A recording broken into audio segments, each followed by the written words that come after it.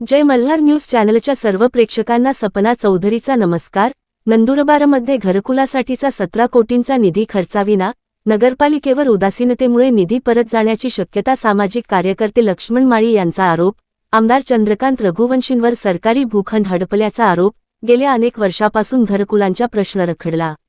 नंदुरबार शहरातील बेघर गरिबांना घरकुल मिळावे यासाठी तत्कालीन आदिवासी विकास मंत्री डॉक्टर विजयकुमार गावित यांनी 17 कोटी नंदुरबार नगरपालिकेला मिळवून दिलेला, मात्र निधी अद्याप खर्चाविना होऊन असल्याचा गंभीर आरोप सामाजिक कार्यकर्ते लक्ष्मण माळी यांनी केला आहे।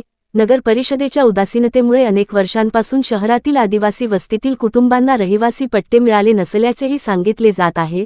सामाजिक कार्यकर्ते लक्ष्मण माळी यांनी आमदार चंद्रकांत रघुवंशी यांच्यावर निशाणा साधत शहरातील शेकडो एकर सरकारी भूखंड भागीदार व वैयक्तिक नावावर केल्याचा आरोप करत, मात्र आदिवासी बांधवांच्या जुन्या वस्तीतील घरांना रहिवासी पट्टे देण्यासाठी पुढाकार का घेतला नाही, असा प्रश्न उपस्थित केला आहे। शबरी घरकुल योजनेसाठी निधी वाढविणे आणि मागील 3 वर्षांची घरपट्टी ग्राह्य धरून घरकुल मंजूर करण्याचा निर्णय डॉक्टर विजयकुमार गावित यांनी घेतला असल्याचा लक्ष्मण माळी यांनी सांगितले आहे।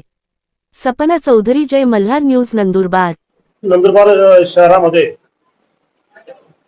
जे काही शासकीय भूखंड आहे ही शिल्लकही राहिलेली नाही, कारण की जवळपास सर्व भूखंड हे खाजगी मालकांनी, त्याच्यामध्ये रघुवंशी त्यांचे भागीदार आहे, यांनी मोठ्या प्रमाणावर याच्यामध्ये भ्रष्टाचार करून त्यांच्या नावाने भूखंड करून घेतलेले।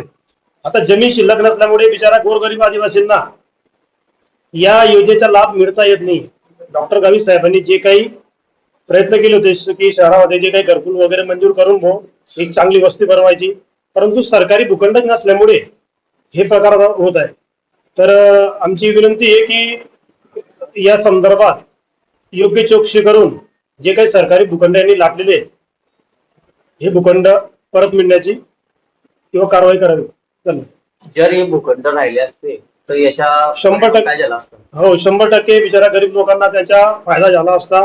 आज त्यांच्या नावाने जमीन झाली असती आणि त्यांच्या घरकुलाचे जे स्वप्न आहे, जे गावित साहेबांचे बी स्वप्न आहे, ते पूर्ण झालं असतं।